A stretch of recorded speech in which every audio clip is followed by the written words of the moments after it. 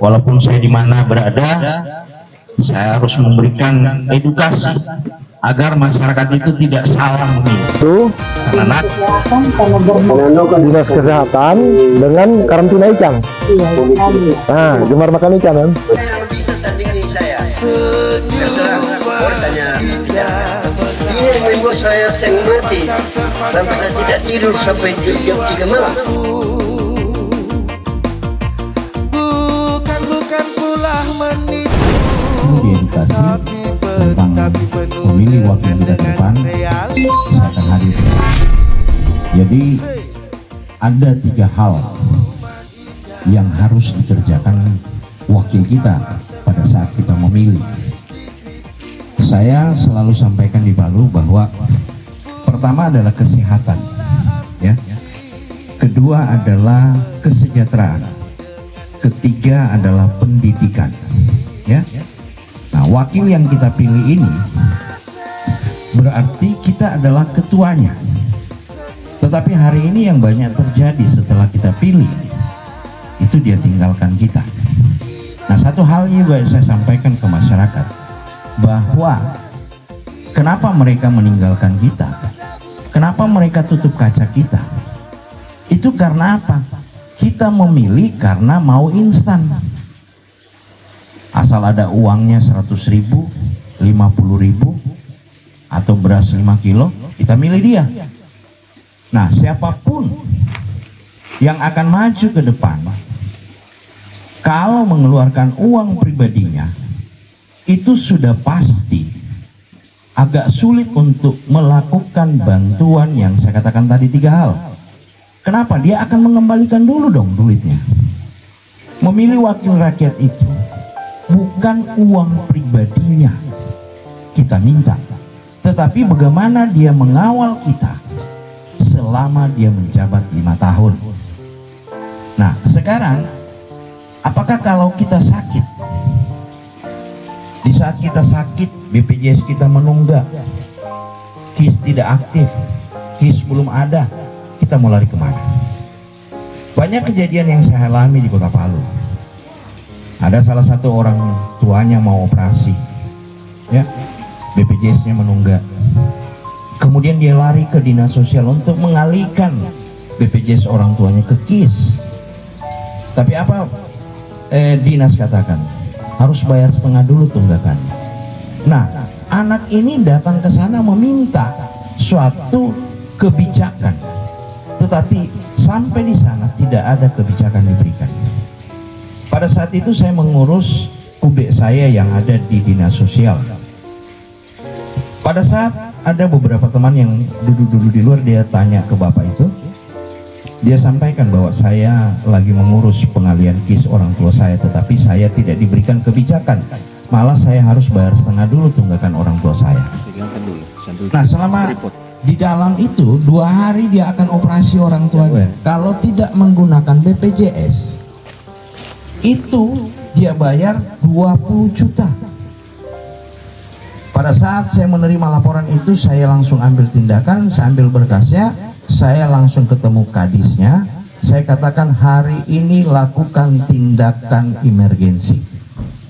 Saya meminta kebijakan, karena pemerintah sekalipun dengan undang-undang yang mereka buat, kami sebagai wakil kalian bisa meminta kebijakan itu. Tapi kalau kita memilih orang lantas kita tidak kenal, apalagi sungkan mau datang di rumahnya, atau kalau kita telepon dia tidak angkat, apakah itu yang harus kita pilih ke depan? Memilih wakil itu harus kita kenal, dia kenal kita, kemudian kita bisa datang ke rumahnya untuk mengutarakan hal-hal yang apa terjadi dalam kehidupan kita, karena dia adalah wakil kita, kita adalah ketua. Tapi hari ini justru banyak wakil yang cuma datang membawa instan. Maka diperlukan kita harus cerdas ke depan. Kita harus memilih wakil yang betul-betul mau mengayomi, mendampingi kita selama 5 tahun. Ya, bukan cuma karena ada sesuatu. Hari ini banyak strategi wakil-wakil yang akan maju, caleg-caleg yang akan maju, bahkan gereja jadi sasaran, rumah-rumah ibadah, bantu sana sini sampai 100 jutaan. Ya, tapi di mana mereka pada saat 4 tahun lalu? Kami setiap tahun, kalau saya di Palu, memegang dana aspirasi itu 1 miliar. Kemudian di tingkat provinsi itu ada memegang dana aspirasi 7 miliar per tahun. Dana aspirasi itu dituangkan dalam pokok-pokok pikiran masyarakat, bukan pada infrastruktur atau jalan. Jalan itu adalah tugasnya PU, ada OPD-nya atau PUPR. Tapi kita selalu pada saat pertemuan reses, kita selalu mengeluh, Pak, tolong jalan kami diaspal. Nah, pada saat kalian meminta ke wakil kalian, mereka enak-enak saja karena mereka pikir bahwa anggaran itu saya alihkan ke situ, saya dapat 20% dari anggaran itu. Kita dapat apa? Apakah kalau pada saat kita sakit, kita cungkil itu aspal baru kita taruh di gelas, minum ke sana, sudah sembuh? Atau kalau kita lapar, di tempat pedesaan-pedesaan begini, ada kemarin Kota Salah di sini ada sekitar 30 anggota DPR, atau sekitar berapa? Saya kurang tahu berapa jumlahnya. Kami di Kota Palu ada 35 orang. Rata-rata kami diberikan anggaran itu setahun itu 1 miliar per satu anggota DPR. Kali 35 ada 35 miliar. Kemudian yang mewakili kami di Kota Palu sebagai wakil yang mendampingi di tingkat provinsi ada 6 orang. Di Sigi Donggala ini ada 8 orang Kota Salah kemarin. Rata-rata mereka memegang dana aspirasi 7 miliar per tahun. Kalau di Kota Palu 6 orang dikalikan 7 miliar berarti ada 42 miliar. Tambah 35 miliar anggota DPR Kota Palu, ada 77 miliar uang rakyat. Tapi hari ini entah di mana semua itu. Itu karena apa? Kita dimanjakan dengan instan. Banyak orang ke depan membawa, mungkin buat kegiatan domino, bahkan masuk ke gereja bantu 50 juta. Karena apa? Kalau di tahun-tahun terakhir itu, bayangkan yang tingkat provinsi datang sampai bantu 100 juta di gereja Kota Palu itu banyak. Tapi kalau kita kalikan 7 miliar kali 5 tahun ada 35 miliar. Dia ambil 20% dari anggaran itu. Di kantongnya ada 7 miliar. Keuntungan dari 35 miliar uang rakyat. Begitu juga di Kota Palunya, DPR Kota Palu. Lantas kita merasa bangga kalau ada rumah ibadah kita dibantu. Tapi kita tidak sadari di saat detik-detik terakhir, di mana mereka pada saat bulan tahun pertama 2, 3, 4. Keuntungan yang dikelola 35 miliar itu 7 miliar. Lantas dia bagi ke rumah ibadah 1 miliar. Itu tidak ada nilai artinya. Bahkan saya katakan sama teman-teman saya di Palu, coba kalau kita bersatu. Saya ambil contoh yang gampang saya hitung. Gereja Toraja itu ada sekitar 3 gereja. Coba kalau mereka bersatu. Ada 3.000 kakak lebih. Kali 3, 9.000. Bisa duduk salah satu wakil dari gereja Toraja. Begitu juga gereja-gereja lain. Begitu juga masjid kalau bersatu. Nah, kalau kita bilang tadi dari gereja Toraja, lantas salah satu bisa duduk, ada 7 miliar per tahun. Tapi kita selalu dimanjakan dengan instan. Akhirnya pada saat ada acara-acara besar di suatu rumah ibadah, kita buat proposal, kita buat basar. Kita seakan-akan dibodoki terus. Coba kalau 7 miliar itu kita bersatu. Satu rumah ibadah seperti gereja Toraja dan 3 gereja Toraja di Kota Palu. Lantas diturunkan dana aspirasi untuk membangun usaha. Setiap gereja mengadakan 10.000 ekor ayam petelur. Itu mulai dari dana bibitnya, pakannya, kandangnya, bangunannya, vitaminnya, diolah 1 tahun anggaran. Kemudian ditambahkan dengan listrik, tenaga surya, sumur suntik bor, alat untuk mencetak rak telur. Kira-kira kalau dalam satu hari bertelur 10.000, ya, kemudian dijual Rp1.000 saja, berarti satu hari bisa mendapatkan 10 juta. Kali 30 hari, 300 juta, kali setahun 3,6 miliar. Tidak lagi pendeta kamu susah-susah cari uang dari jemaat untuk bayar gajinya, kostor. Pada saat mereka pensiun bisa kalian bangunkan rumah. Kenapa kita hari ini seakan-akan otak kita taruh di telapak kaki? Kenapa saya harus katakan itu? Jelas. Kenapa kita selalu diberikan instan? Padahal kita tidak sadari kita memilih wakil rakyat kita untuk bagaimana kita bisa sejahtera. Tapi hari ini kita cuma dipermainkan oleh oknum-oknum. Saya siap adu argumen dengan anggota DPR yang duduk, mulai dari tingkat kabupaten, kota, provinsi, DPR RI. Karena kita dipilih rakyat ini menjadi pelayan. Jangan karena dia banyak duitnya dia mau masuk parlemen. Sudah bos besar mau masuk parlemen, salah. Dia tujuannya untuk menyelamatkan saja asetnya, apa sudah pasti itu. Masa seorang bos besar yang tidak pernah kerja, tidak pernah disuruh, lantas kita mau suruh jadi pelayan kita? Itu tidak masuk akal. Maka kenapa saya selalu edukasikan bahwa kita harus cerdas ke depan. Kenapa masyarakat pedesaan selalu mengeluh masalah pupuk? Padahal itu bisa diadakan melalui orang yang kalian pilih 5 tahun ke depan. Bayangkan 8 orang di Sigi Donggala hari ini berdiri 7 miliar kali 8 berapa? Kira-kira kalau dibelikan pupuk semua itu, apakah ada yang kekurangan pupuk? Tapi itu diakibatkan karena kalian mau mengambil uang instan. Maka kehidupan kalian seperti ini terus.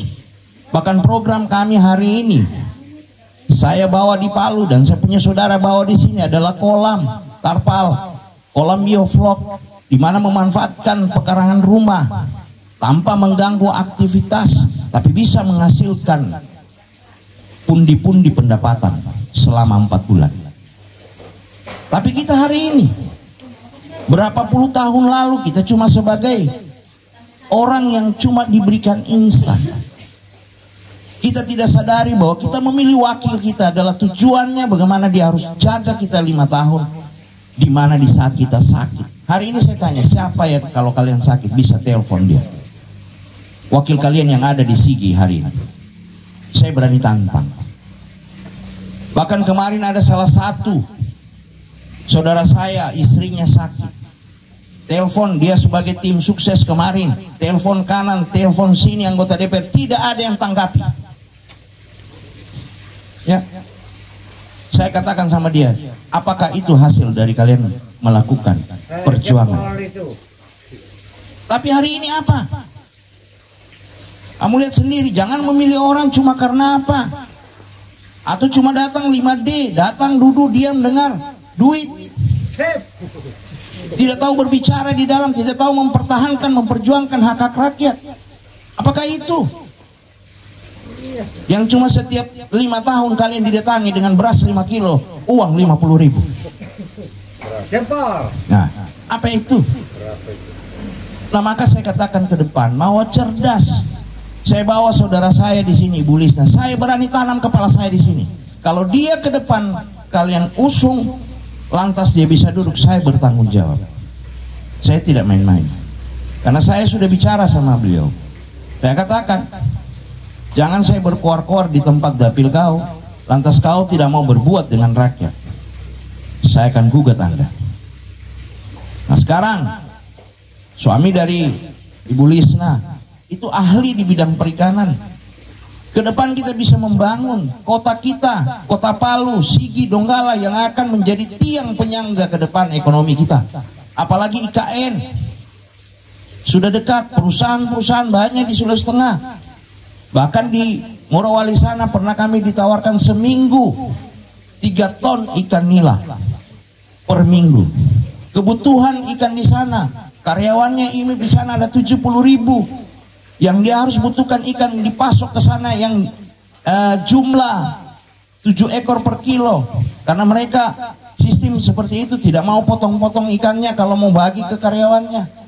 Nah kalau dibagi dari 70.000 bagi 7 ada 10.000, maka 10 ton setiap kali makan, dan itu didatangkan dari luar Sulawesi Tengah. Kenapa kita tinggal diam menonton?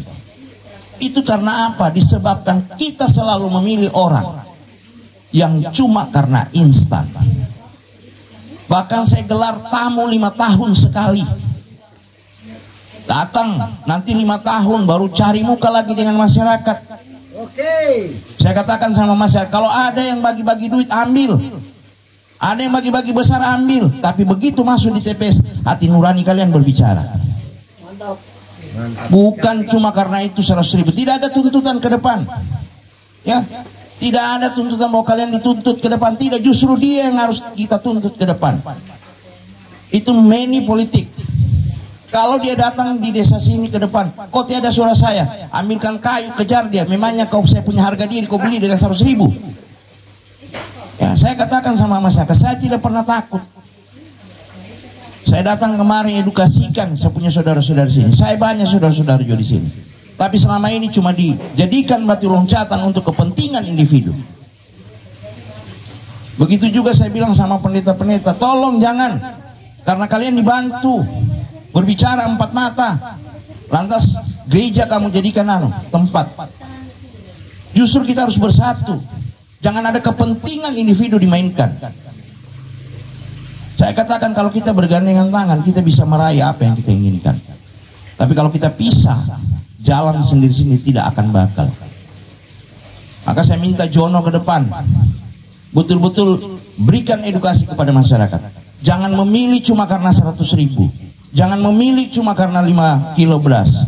Tapi kalian harus pikirkan di saat kamu sakit, siapa yang bisa datang menolong kalian. Banyak hal-hal yang saya dapat di Kota Palu. Bahkan ada ibu yang pendarahan, takut masuk rumah sakit karena BPJS-nya menunggak.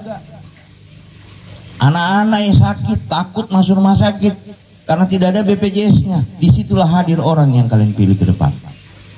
Karena dia menjadi pelayan rakyat. Tetapi di mata pemerintah dia adalah pejabat pemerintah, bukan pejabat di mata masyarakat. Dia adalah pelayan. Maka dilihat orang ke depan, dicermati, cerdas kita bukan cuma satu sisi, tapi sisi lain harus kita lihat juga. Apakah orang ini cuma datang cerita, pintar bicara tapi tidak punya apa yang dia perbuat. Ada juga yang punya duit banyak, bahkan hari-hari terakhir dia akan serangan fajar. Dia serangan fajar, ambil saja uangnya, saya hancurkan, ambil. Tapi jangan pilih orang seperti itu. Karena orang seperti itu akan berniat yang tidak baik terhadap kalian. Dia akan jadikan kalian seperti kemarin-kemarin sampai hari ini. Tapi kalau kalian serius, betul punya komitmen, hadirkan orang itu dengan membangun satu kontrak politik. Kalau di Nasrani mungkin janji iman, supaya dia bisa tahu apa yang kita lakukan. Ya, maka saya bilang, saya tidak main-main hari ini. Dimanapun kader dari saya sendiri, saya akan turun untuk edukasikan ke masyarakat. Jangan kita dibodoh-bodohi lagi ke depan.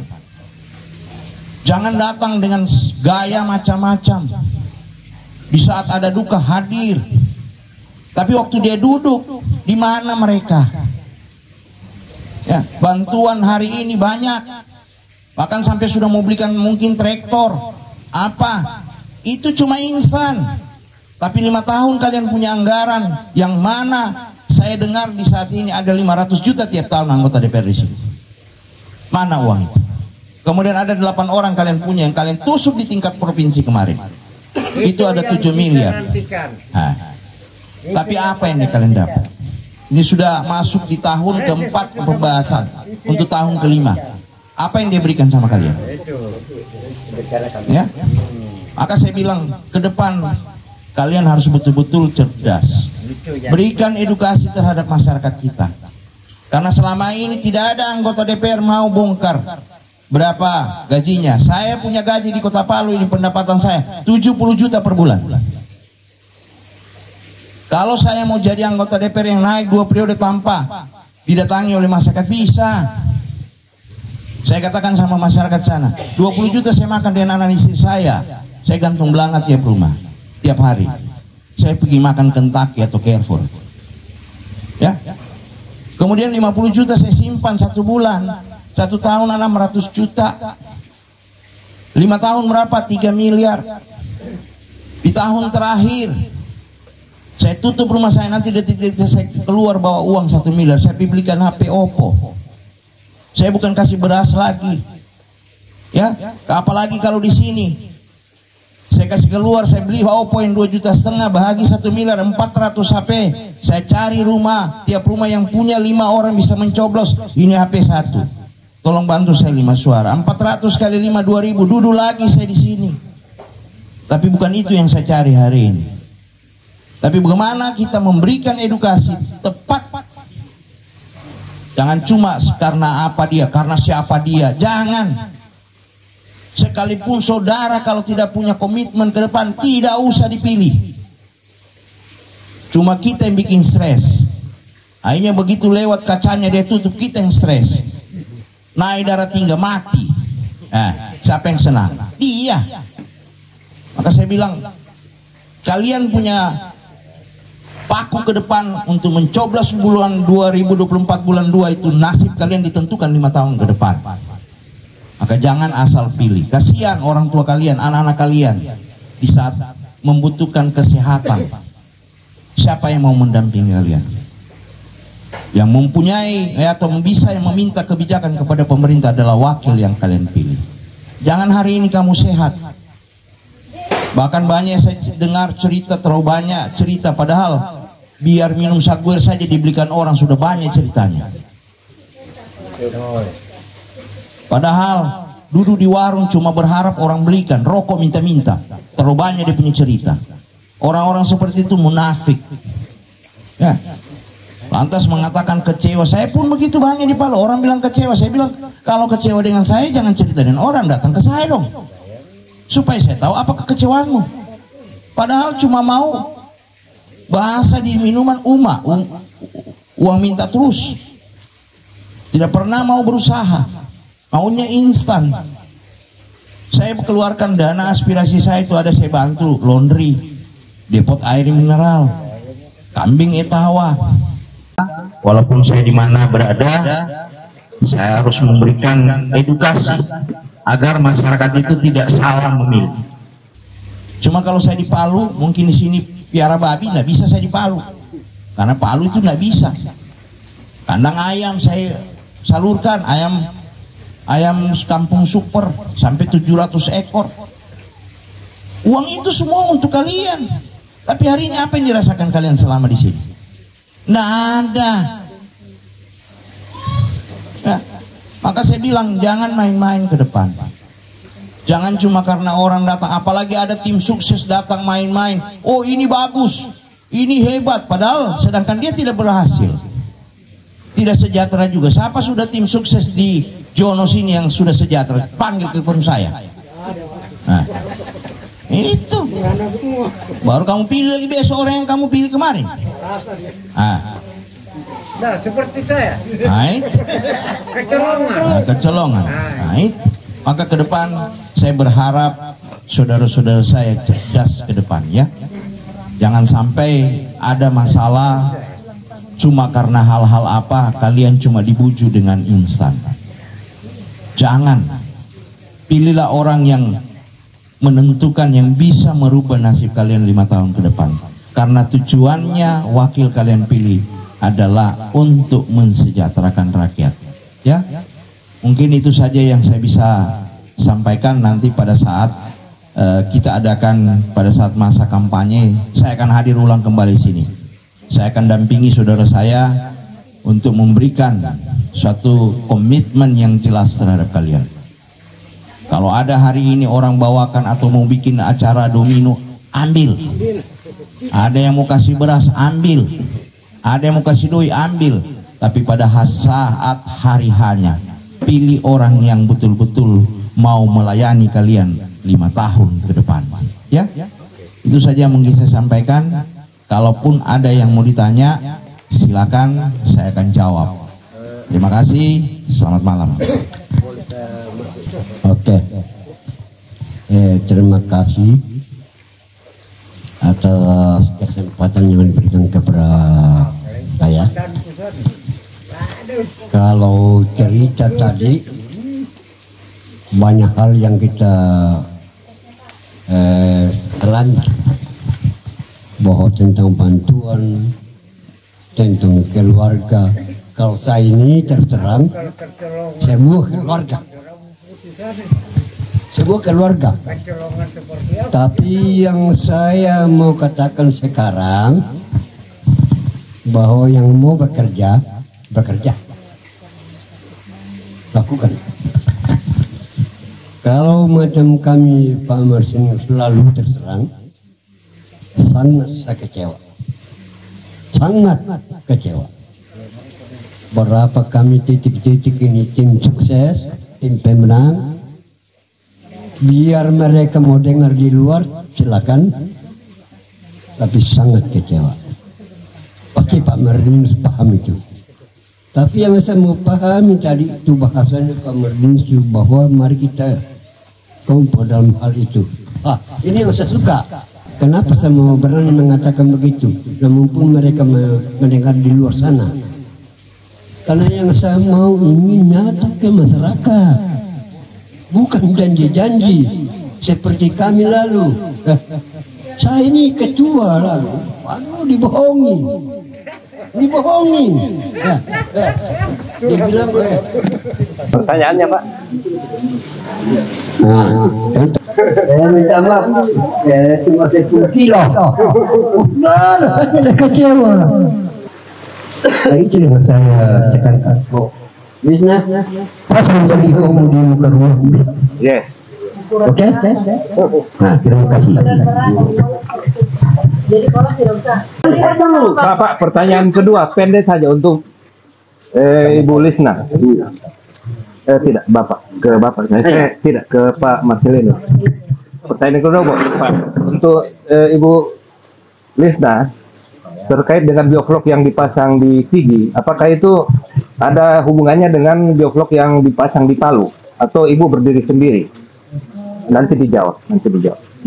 Saya jawab. Dua-duanya bisa, salah satunya bisa. Ya, saya saja jawab ya.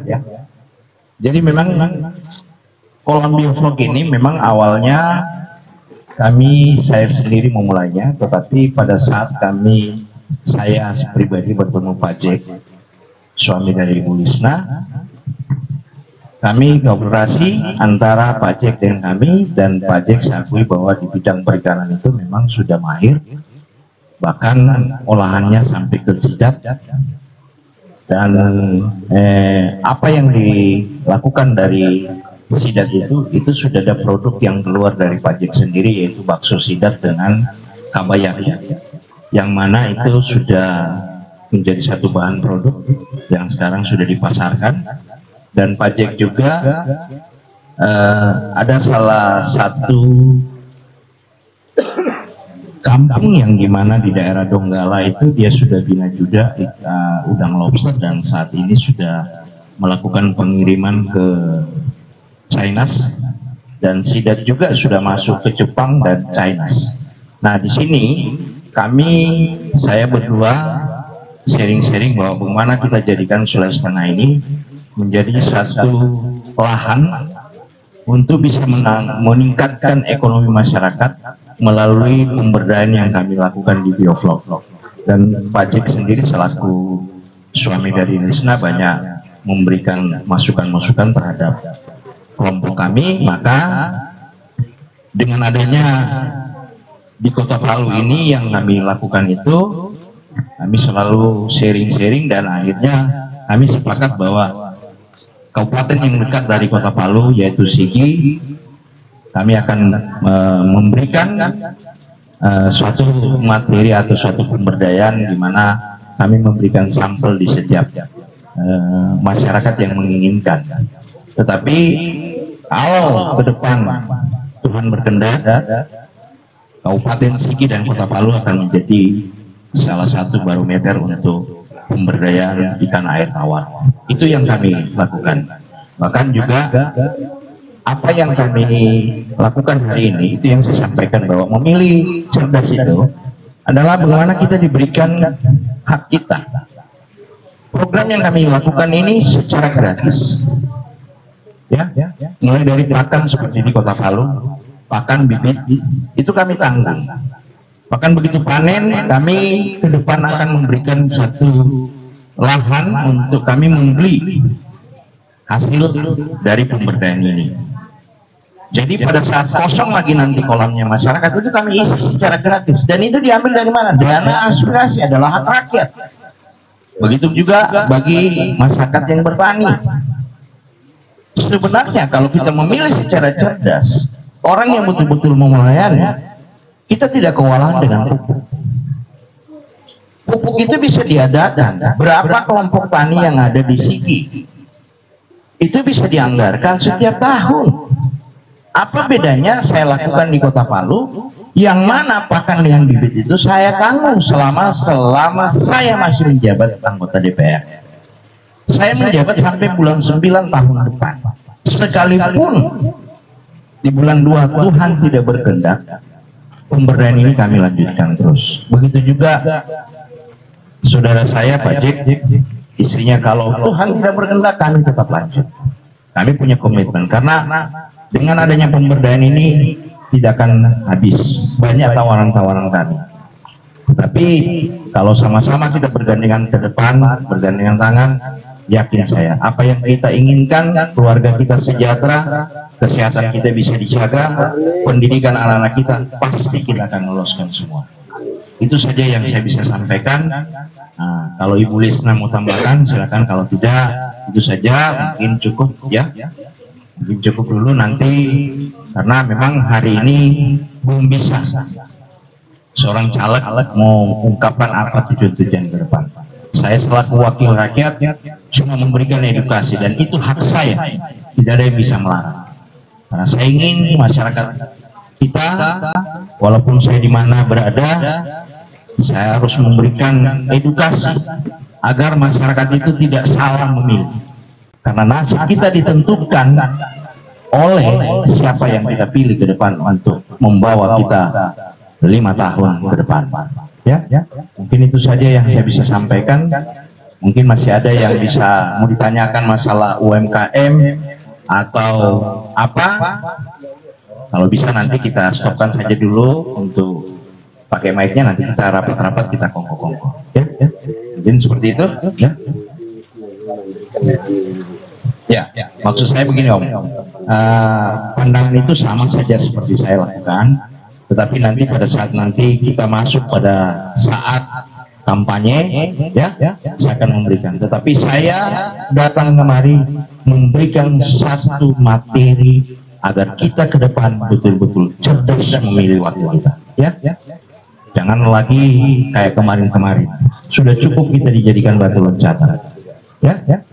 Nanti lagi kapan-kapan kita datang kongko-kongko, kalau sudah panen ikannya kita bisa bakar-bakar ikan sini, ya, sambil kita kongko-kongko. Ya. Oke. Ya. Sangat mendukung aspirasi yang akan kita berikan terhadap nanti dengan Ibu Lisna, karena sangat membangun dan sangat ini betul, apalagi kita untuk anak-anak sekarang ya kan, di Kabupaten Sigi ini harus menyeluruh bisa memakan ikan untuk mengatasi untuk stunting yang ada di untuk anak-anak kita. Pada hari ini kan program pemerintah juga itu diperkuatkan kan, jadi sangat mendukung sekali Pak. Maksudnya dari ini Pak bisa dilayani bukan hanya di sektor hanya perikanan, bisa juga peternakan atau pertanian. Maunya, maksud saya begitu Pak. Jadi kita tidak masuk di kategori di satu pintu. Maksudnya ada di perikanan, ada di pertanian, dan ada juga nanti kan ada juga Pak, ada yang tidak cocok di pertanannya, ada yang dia punya karakter di pertanian, ada yang bengkel UMKM gitu kan Pak.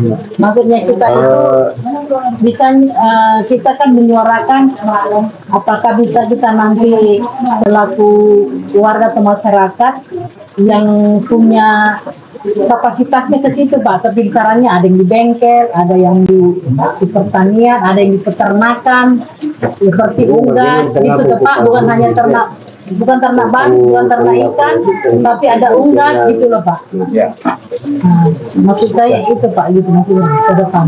Ya, jadi begini, pada dasarnya sebenarnya usaha pemberdayaan ini bukan berlaku cuma pada perikanan tok.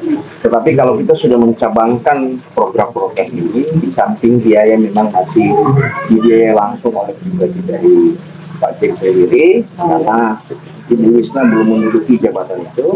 Kalau saya di Palu, memang saya juga fokus pada satu titik dulu. Kenapa saya fokus ini? Karena kalau sudah bercabang, itu persoalan itu akan tidak beres.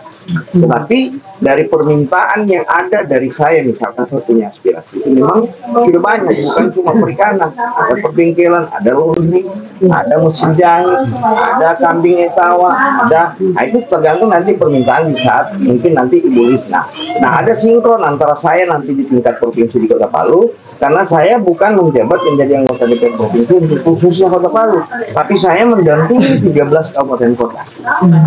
Ya, jadi nanti ada sinkron. Kalau apabila Ibu Lisna bisa duduk sini, saya juga bisa duduk, maka nggak akan terjadi anggaran itu mengalir di daerah. Cuman saat ini saya karena masih menjabat di DPR kota, maka anggaran saya cuma sebatas Kota Palu saja. Jadi kalau kita sudah bisa memenangkan pertarungan, saya bisa memenangkan pertarungan di tingkat provinsi.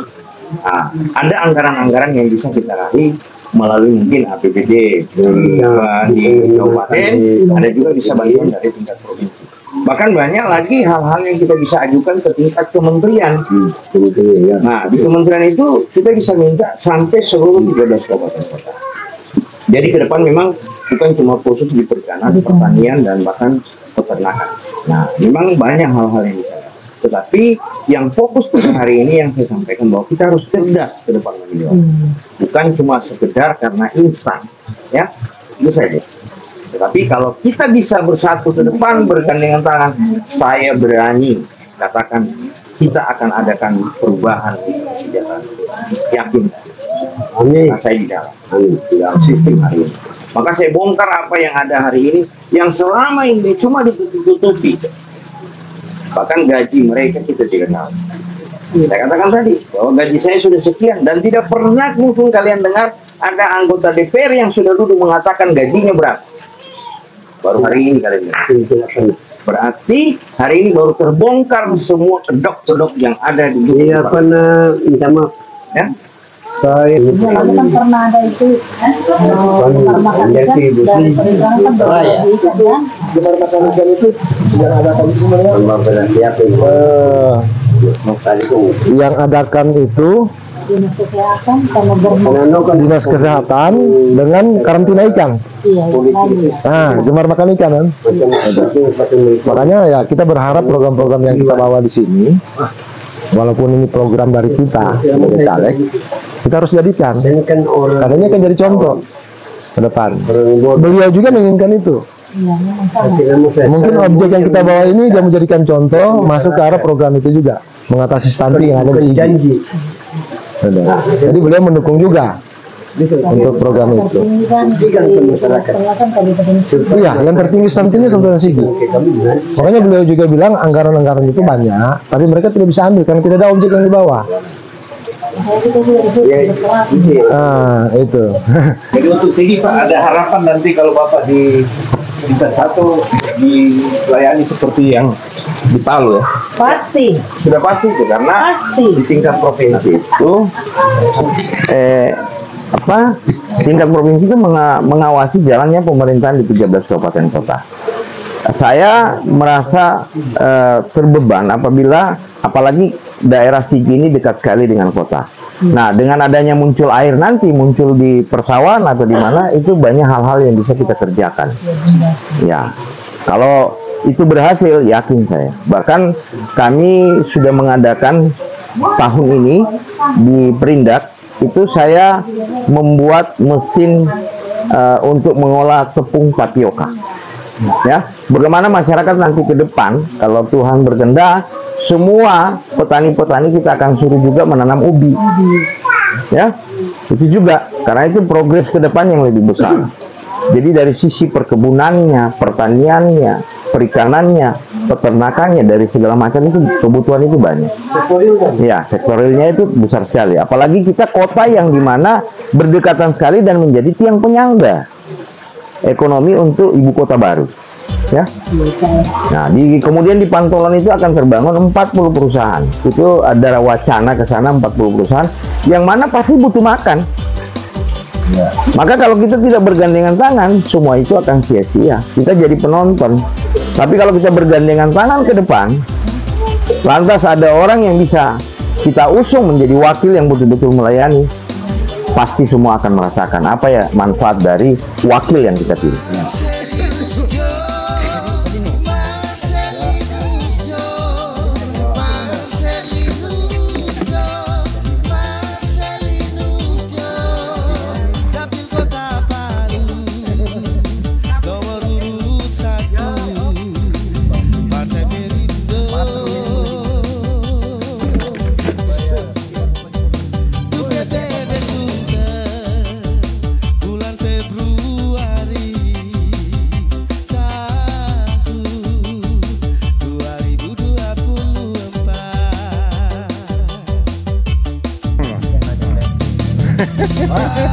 Tapi nanti dulu kita tahu. Oh. Ya, ini yang jelas. Saya melihat tuh pengamatan.